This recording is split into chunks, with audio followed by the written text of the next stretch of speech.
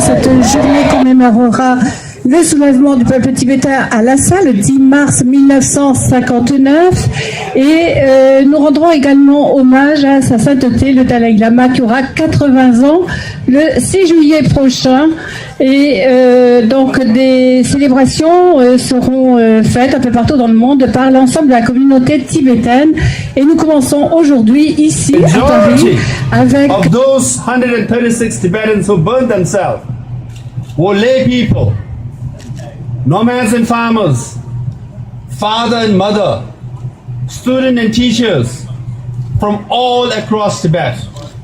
Even after 56 years under occupation of China, under repression and assimilation, occupation is unacceptable and repression is unbearable. That is the message from inside Tibet.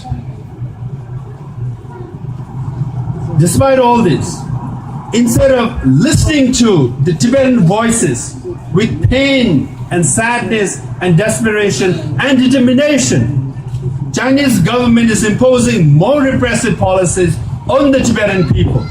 For example, now Tibetans have to carry an identity card with second generation high-tech chip in it. Any Tibetan goes anywhere in Tibet. There are several checkposts in many of the urban centers. You have to show your ID card. When you swipe it, they will know where you're from and all your biodata because your biometric is in it. Et par ma voix, présent parmi nous et avec nous.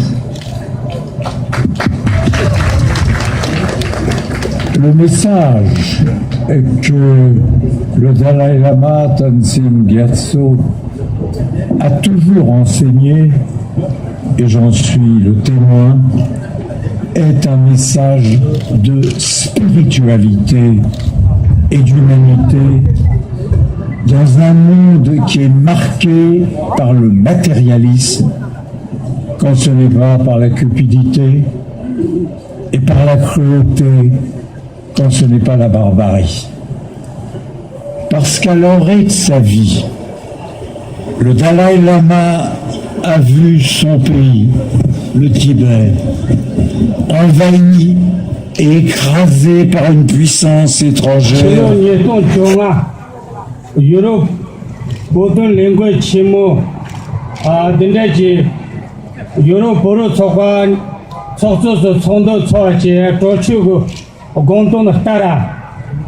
Talo France Jesa Paris La Euro Jacob Jongale Pepe Humida Pochu Topo Europe Poten Jakirwa France Yem Kama Mach Halam Trichik La Neva de Zumba Dela and Thoma France Porusoke Sosugo Santonire and Europe Poten language Chimbo Kotu Sochang and Detipe Samchina Tamala Samdi Tashi de la Shui.